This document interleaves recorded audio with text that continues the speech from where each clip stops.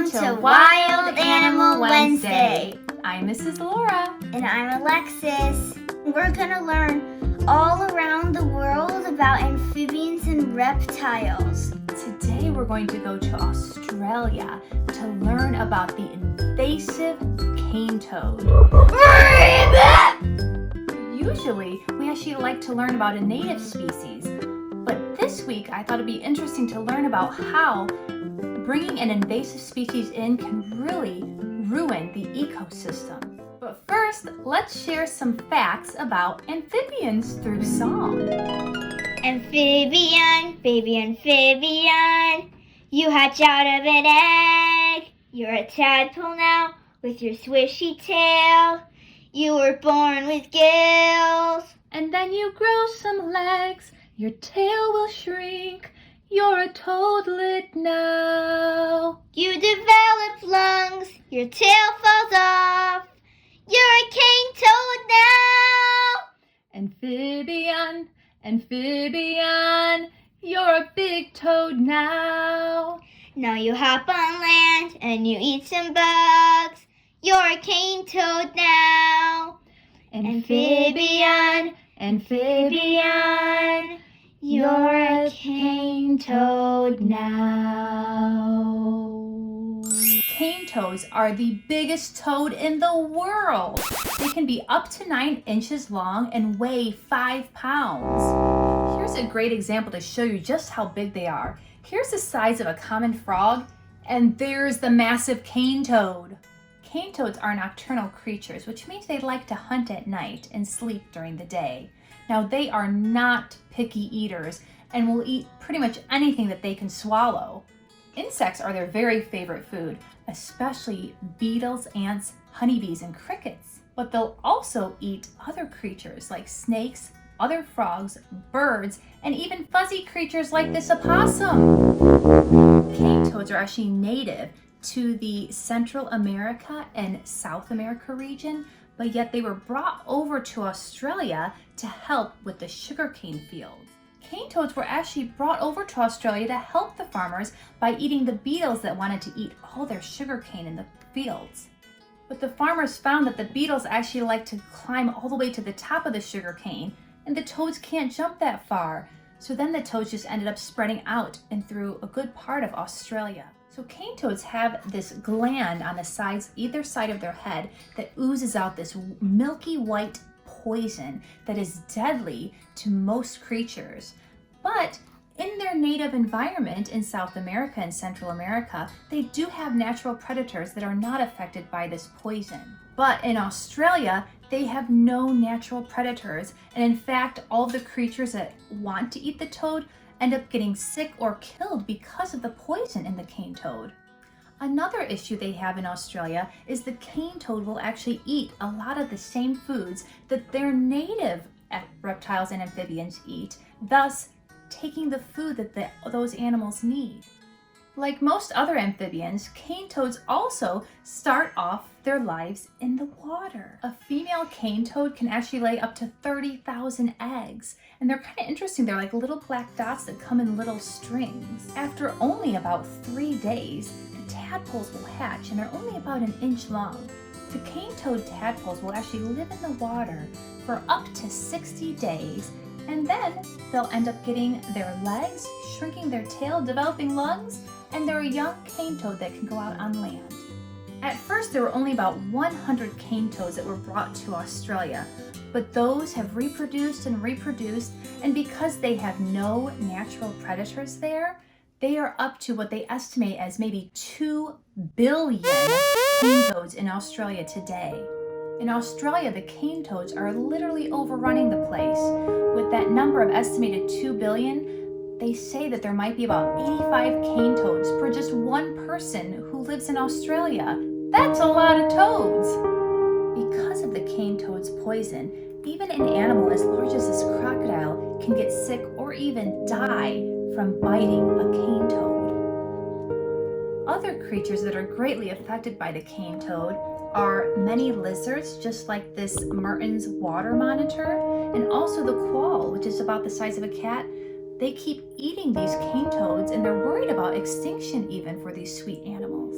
Even the pets in Australia are not safe from this cane toad. Just one bite can kill a dog. Many scientists, including biologist Rick Schrein, are trying really hard to figure out a way how they could control this invasive species of the cane toad in Australia. People have to be careful because toads can kill pets.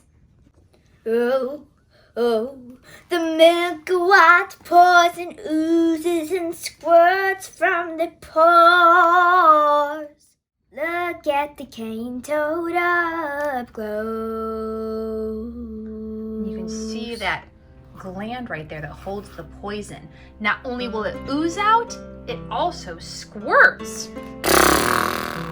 Here are the black eggs with strips. The strips can be as long as 3 feet. The life cycle of a cane toad is called metamorphosis.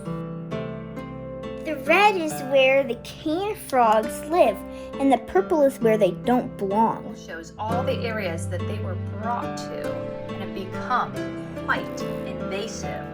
The cane toads will even eat snakes. The cane toad's poison can be poisonous for people too. You can see how it's actually oozing out of that poison gland. The cane toad does not have a crest. Can scientists stop these cane toads? Cane toads are troublemakers and they eat a lot of bugs. You can see I have my blank white paper. Alexis has her My Animal Notebook with the Abeka curriculum. Now, what did you do on this right side here? On this side, I wrote a bunch of facts. That's right, all about the cane toads, right? And on this side, I will draw pictures. That's right, so I like to use the pictures from our books. I'm gonna go ahead and use this cane toad here. I like, because it's the side profile, I like doing a side profile. And it just shows all the different features that I do want to discuss as we're drawing this cane toad. So let's start drawing. So we're going to start with their flat back, and they have those bony ridges above their eyes. So let's draw that flat back. A very flat back here. And here's that bony ridge over their eye. That's a very distinctive factor. And here's the other eye, where we're not going to see the front of it, we're going to see the back of it. They just have a fairly short little snout. It's kind of almost short and flat. It's not quite so pointy like the frog is. It's just a short, flat snout. And there's his little chin. And let's draw that eyeball too. It's almost like an odd shape. It's not quite an oval and it's not quite a circle. It's kind of somewhere in between. And then on the inside there is kind of like an oval. So it's different than that Goliath frog. Remember how that Goliath frog had that diamond in the center of his eye? So this cane toad has a very like oblong eye with the oval center, but he still has that gold around his eye, which is kind of cool. All right, then we're also going to, come on down here, let's draw his poison gland here. Because that is definitely a very distinctive factor, isn't it, with this cane toad, is that poison gland behind his ear. So we'll draw his ear here, and then his poison gland. Now let's go ahead and go back to shaping his legs. We'll do his front legs, and one of the differences actually between frogs and toads, frogs have short, kind of wider legs, whereas the frogs tend to have very long, skinny legs. Now he does have 4 toes here on the front. The front toes are not webbed,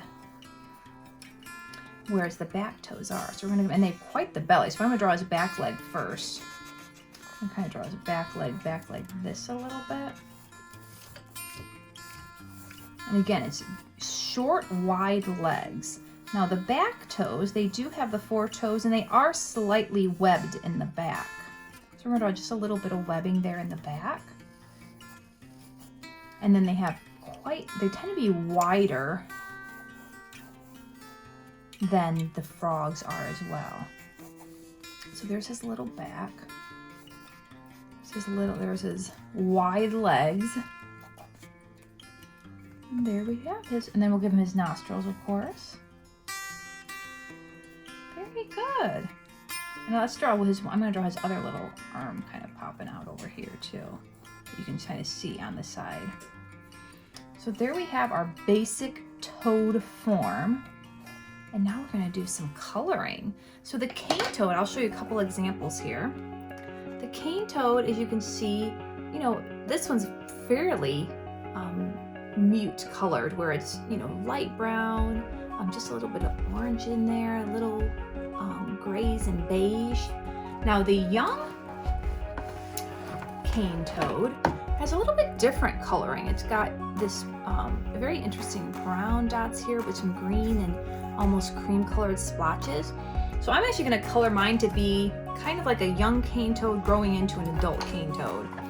Kind of going to put the two of them kind of together as we color. So, are you ready to start coloring? Yep. All right, let's color. So I'm going to take this light brown color and actually draw a lot of the warts that are all over the toad. No matter what color they are, they have all of these bumpy warts all over, and they usually have a bigger line of warts that comes kind of from where their poison gland is. That's another difference between the frogs and toads, is that the toads have warts or bumps on their skin, and the frogs have the smooth skins. Alexis, do you remember any of the other differences between frogs and toads? The other differences is toads can technically live like without having to be in the water, which frogs, they kind of have to be in the water, otherwise their skin will dry up. Right, that's a good point. Yeah, so toads tend to be more terrestrial or on land, and frogs tend to be more aquatic and semi-aquatic. And I'm just going to draw a couple of these bumps kind of sticking up on his skin, so you can kind of see that they stick up on top of his skin as well. We also learned that the eggs are quite different from the frogs and toads.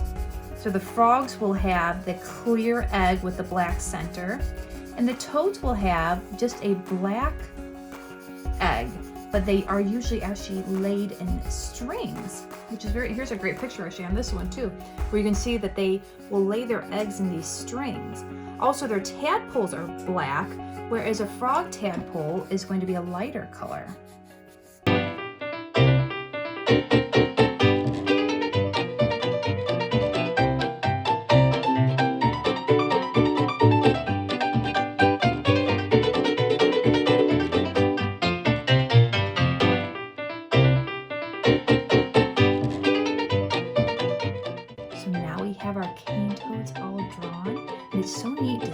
The differences between the frogs and the toads. We made sure we had the bumpy skin of the toad, and we made sure that he doesn't have the webbing on his front feet like the frogs would.